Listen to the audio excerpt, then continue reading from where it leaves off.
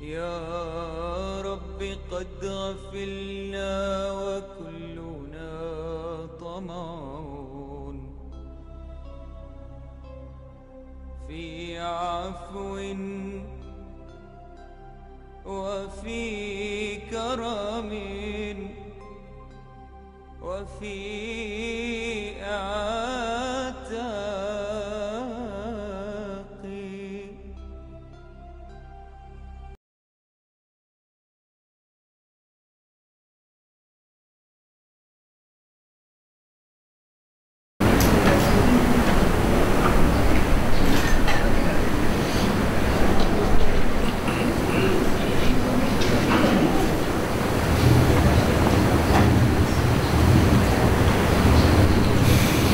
Assalamualaikum warahmatullahi wabarakatuh.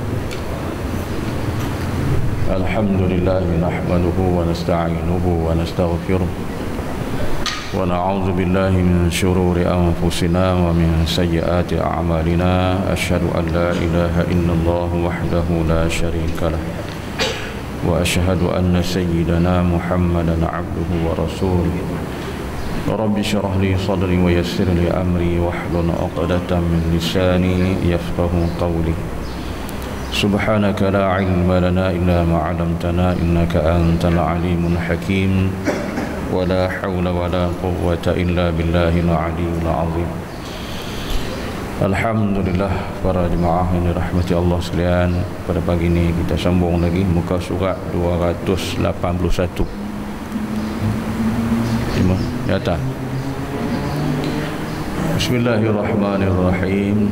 Abu Lais As-Samarqandi daripada ayahnya dengan sanadnya daripada Anas bin Malik radhiyallahu an, berkata Rasulullah sallallahu alaihi wasallam bersabda, arba'un la takuna illa fi mu'min, as-samtu wa huwa awwalul ibadah, wat tawadhu'u wa dzikrullahi ta'ala wa qiltu syarri. Empat sifat tidak terdapat kecuali pada orang mukmin. Yang pertama, diam, dan ini ibadah yang pertama. Yang keduanya ialah tawadhu'. Yang ketiga zikrullah atau berzikir. Dan yang keempat tidak berbuat kejahatan. Makin lama makin berkurangan, makin meninggalkan kejahatan. Baik, jadi sambungan kita bab lisan, memelihara lidah daripada bercakap atau memperkatakan perkara-perkara yang tak sepatutnya untuk diperkatakan. Jadi kemuliaan yang telah saya sebut dalam kuliah kita yang telah lepas, kemuliaan kita, kebaikan kita itu adalah di atas lisan kita. Bila lisan kita tu baik, bercakap yang elok, bercakap perkara yang baik, akan mendatang kebaikanlah kepada hati kita. Kalau lisan kita pula bercakap benda-benda yang kotor, benda-benda yang tak bermanfaat, benda-benda yang tidak diperintah, benda yang diharam, maka kotorlah jiwa manusia itu.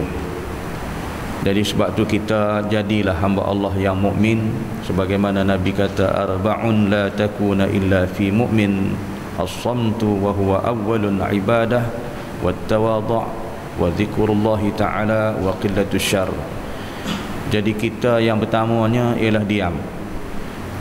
Jika tak ada benda nak bercakap, lebih baik diam. Bercakap ni masalah. So, bercakap benda-benda yang tak ada kita nak bercakap, bila bercakap juga dia jadi masalah. Dan bila jadi masalah, menimbulkan masalah pada diri kita dan juga mungkin menimbul masalah pada orang lain. Apa tidaknya bercakap yang tak faedah, sakit hati. Orang pun sakit hati. Bila orang sakit hati, mula cari jadi masalah, nak bergaduh. Mana? Contohlah, kawan kita duduk kedai kopi, yang kita duduk mengaji di atas tu, di masjid ada kuliah pengajian, ustaz dia baca kitab di atas tu, dia duduk kedai kopi. Bila duduk kedai kopi ni, mula bersembang elok, lama-lama jadi pergaduhan, bertumbuk kedai kopi tu. Bertumbuk. Tu kawan baik rapat hari-hari tu, Tu saya kata bila kita habis kuliah riuh kat bawah tu kan. Kata apa hal? Bertumbuk.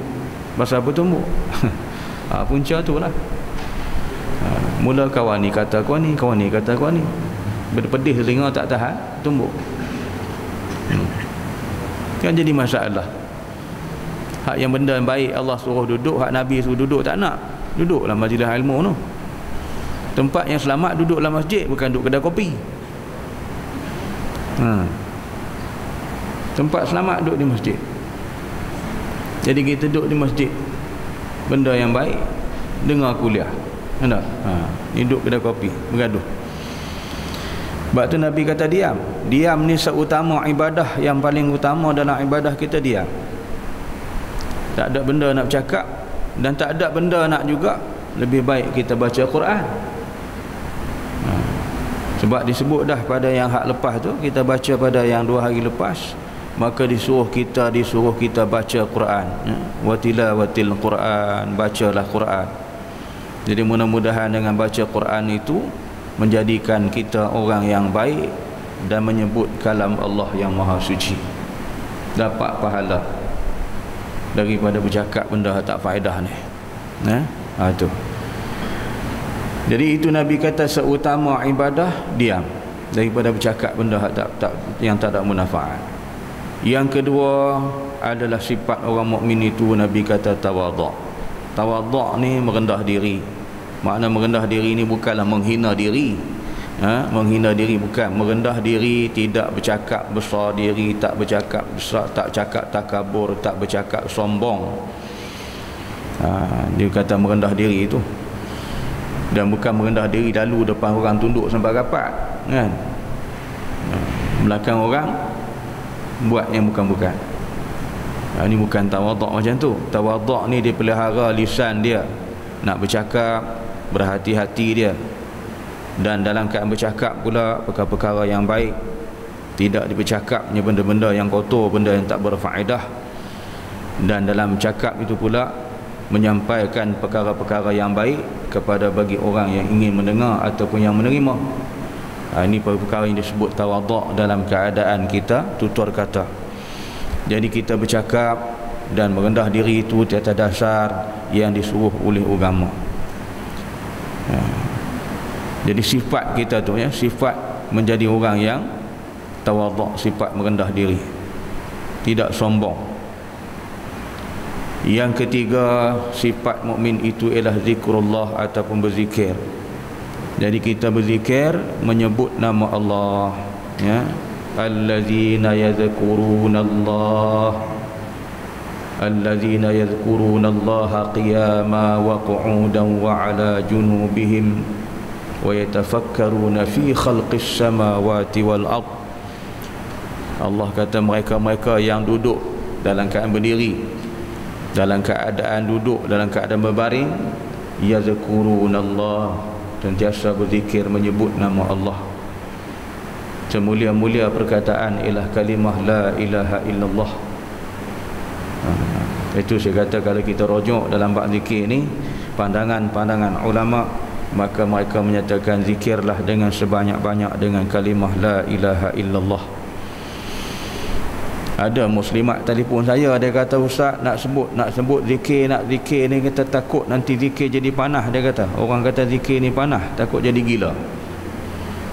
Saya kata tak pernah lagi dalam kitab sebut orang sebut nama Allah jadi gila. Yang tak sebut nama Allah tu jadi gila. Ada ke pula dia kata zikir ni panah jadi gila. Jangan dengar cakap orang tu kata kena mengaji. Dengar cakap orang ni jadi masalah. Kita kena belajar. Nak berzikir pun kena belajar, adab-adab berzikir, cara berzikir. Jadi kena belajar semua. Jangan dengar cakap orang. Ataupun kita nak berzikir harian, amalan yang dilakukan oleh Hujjatul Islam Imam Al-Ghazali kan. Hari Jumaat 1000, hari Sabtu 1000, itu amalan yang dizikir oleh Imam Ghazali pun boleh juga. Jadi semulia-mulia perkataan itu ialah kita sebut kalimah la ilaha illallah, kalimah tauhid. Sebutlah sebanyak-banyaknya dengan kalimah itu. Dan dalam keadaan itu kita tidaklah disebut zikir ni hanya duduk kita di masjid, ya. Di mana kita berada, kecuali di tempat-tempat yang diharamkan tak boleh kita sebutlah. Dalam kenderaan kita boleh berzikir kepada Allah, sambil-sambil kita memandu nak ke tempat kerja kita menyebut nama Allah. Kita duduk dalam bah kita zikir, sebut nama Allah. Para sahabat dalam berniaga mereka menyebut nama Allah. Kalau kita baca balik sirah para sahabat. Jadi zikir itu jika kita kebuka dalam keadaan bentuk, jangan kita pandang hanya sahanya zikir kita duduk di masjid, di surau, tak. Di mana-mana pun kita duduk, sebutlah nama Allah, zikrullah. Yang keempat, tidak berbuat kejahatan, ya, tidak berbuat kejahatan. Wa qillatus syarr, makna kita ni makin hidup kita di muka bumi ni, makinlah kita kurang lah daripada buat jahat tu. Buatlah baik, sebab amalan kita ni besok bila mati Tuhan nak kira besok. Bukan dia nak kira apa, nak kira amalan kita. Jadi banyak amalan yang baik, banyaklah kita mendapat kebaikan di sisi Allah di akhirat besok. Faman ya'mal misqala dzarratin khairan yarah wa man ya'mal misqala dzarratin syarran yarah. Barang siapa yang banyak buat yang baik, walaupun sebesar zarah sekalipun, Allah balas dengan kebaikan. Buat jahat sebesar zarah pun Allah balas dengan kejahatan juga. Jadi kita hendak makin lama hidup kita makin banyak buat amal ibadat, jangan buat jahat. Makin tua makin lagi baik dengan Allah, makin dekat dengan Allah, makin banyak amal ibadat kita buat. Jangan makin tua lagi makin menjadi. Itu bahasa apa? Bahasa Melayu kata miang-miang keladi, makin tua makin menjadi. Itu rosak kita. Jadi kita nak kena banyakkan amal ibadat, banyak bertaubat kepada Allah, banyak kita istighfar kepada Allah, minta ampun. Mudah-mudahan kita dapat mengurangi. Dan bila kita dah kurangkan daripada buat jahat, makin kurang ni, mudah-mudahan kita terpilih di kalangan hamba Allah yang mukmin yang disebut oleh Nabi tadi, ya, termasuklah mukminah. Jadi mukmin dan mukminah. Jadi itu 4 perkara yang adalah sifat orang mukmin yang dinyatakan oleh Nabi. Juga diceritakan bahawa sabda ini juga dikatakan oleh Nabi Isa alaihi wassalatu wassalam. Abu Hurairah radhiyallahu an berkata, Rasulullah sallallahu alaihi wasallam bersabda, min husnil Islam al-mar'i tarkuhu ma la ya'ni. Sebaik-baiknya Islam seorang itu jika dapat meninggalkan apa yang bukan kepentingannya. Ini sifat kita sebagai seorang Islam. Nabi kata sebaik-baik seorang Islam itu jika dapat meninggalkan apa-apa yang bukan untuk kepentingannya. Jadi kita ni kena buanglah benda-benda hak yang tak ada, orang kata benda-benda yang mustahak, benda-benda yang tak ada penting dalam kehidupan kita. Cari hak yang mana yang Allah Ta'ala nak, yang mendapat keredaan Allah, yang ada kepentingan kita untuk agama, kepentingan untuk kita akhirat, bukan dunia semata-mata. Buatlah sesuatu yang menjadi kepentingan tu, yang boleh menguntungkan kita sampai di akhirat. Jangan duk fikir dunia aja. Jadi ahli dunia duk fikir dunia, nak untung dunia, akhirat dia tak ambil peduli dah. Jadi kita ni antara dunia dengan akhirat ni, maka kita disuruh lebihkan akhirat, disuruh lebihkan akhirat, dan dunia ni kita berhati-hati. Sebab apa? Dalam dunia ni kalau kita tidak berhati-hati, maka kita akan tertipu dengan berbagai bentuk penipuan yang dilakukan oleh ahli dunia. Kena berwaspada. Lebih banyaklah kita tumpukan untuk di akhirat. Jadi bila kita buat untuk akhirat, maka itu satu keuntungan yang kita laborkan, saham yang untung berlipat kali ganda yang dijanjikan oleh Allah.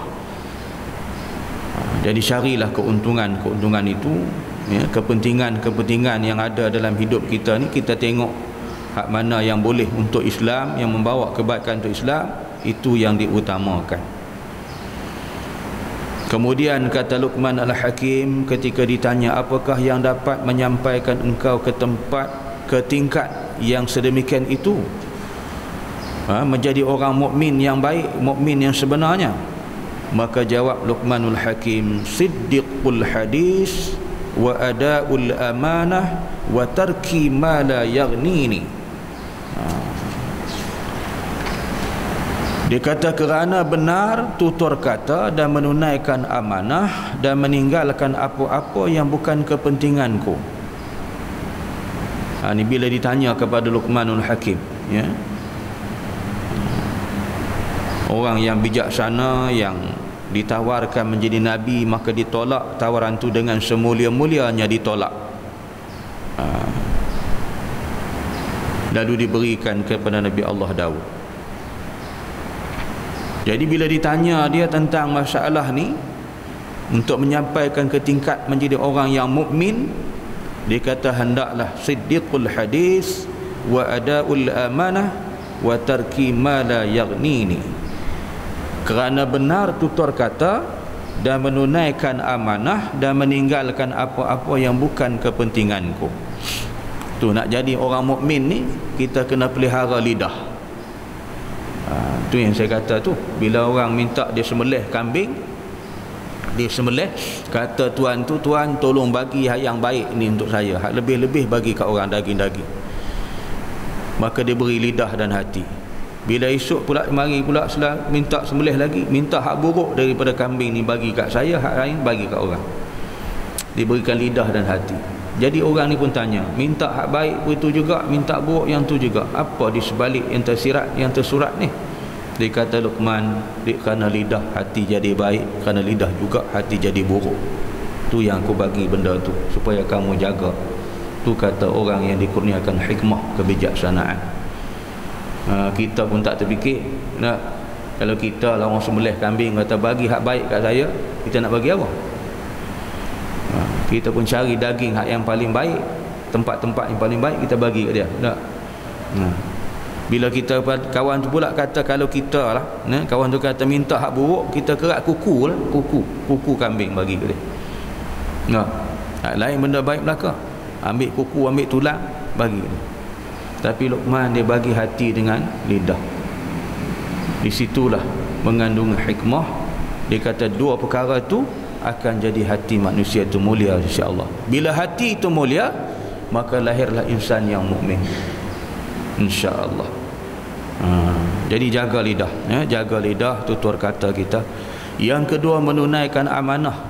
Nak jadi mukmin yang baik, mukmin yang sejati, menerima dan menunai amanah. Apa dia amanah? Dalam segenap segi. Yang di amanah kita di segi kuasa, maka kita gunakan kuasa mengikut amanah yang sebenarnya. Jangan disalahgunakan kuasa. Diamanahkan kita harta benda, maka kita kena tunaikan amanah tersebut dengan sebaik-baiknya. Diamanahkan kita pula kerja, maka kita kena kerja mengikut apa yang diamanahkan. Jangan kita cuai dan abaikan. Jadi semua dalam perkara kehidupan ni nak kena menjadi sifat mukmin yang sejati, amanah. Jangan kita mengkhianati amanah. Orang mengkhianati amanah sifat munafik. Mungkin baca baliklah hadis tu, ayatul munafiqi salasin. Tanda-tanda orang munafik tu 3 perkara. Mengkhianati amanah salah satu sifat orang munafik. Dan meninggalkan apa-apa yang bukan kepentinganku. Ni Luqman kata, aku pun tak ambil benda-benda yang tak ada kepentingan apa tu, yang tak ada faedah dalam hidup ni ditinggalkan. Ya, apa-apa yang tak ada faedah dalam kehidupan kita ni, yang tak ada kebaikan, kita tinggal. Cari hak benda-benda yang mendatangkan kebaikan. Buang hak benda-benda tu. Jangan duk ambil. Barulah kita jadi mukmin yang sejati. Jadi mudah-mudahan kita boleh, orang kata apa, mengambil aktibat pengajaran daripada apa yang disebut ni, jalankanlah dalam kehidupan kita sehari-hari, ya. Mudah-mudahan kita menjadi mukmin yang sejati insya-Allah. Wallahu a'lam. Nanti Ustaz Hamzah sambung, ya. Baik, ini apa, ada tambahan, minta maaf lah, dia minta saya bagi pendapat pandangan tentang ubat-ubatan dan pewangi yang mengandungi alkohol sebagai bahan pelarut adalah tidak najis dan diharuskan sekiranya alkohol tersebut bukan diambil melalui proses pembuatan arak. Yang ni telah pun dipersetujui di atas dalam majlis fatwa. Memang betul, sekiranya perkara-perkara itu tidak diambil daripada arak, maka halal digunakan. Ya, halal digunakan, sama ada diletakkan dalam ubat-ubatan ataupun dalam minyak pewangi. Dalam satu kaedah dia kata bagi untuk menahan agak lama sikit daripada tak ada benda tu, ya. Jadi kaedah-kaedah itu yang ni kita merujuk balik, maka dihalalkan sekiranya ia tidak diambil daripada arak, tidak disuling daripada arak, kan. Jadi diharuskan, diboleh, tidak menjadi kesalahan. Wallahu a'lam. Subhanakallahumma wa bihamdik asyhadu an la ilaha illa anta astaghfiruka wa atubu ilaik. Bismillahirrahmanirrahim. Wal 'asri innal insana lafi khusr illa alladhina amanu wa 'amilus salihat wa tawassaw bil haqqi wa tawassaw bis sabr. Shadaqallahul 'azim. Assalamu alaikum warahmatullahi wabarakatuh.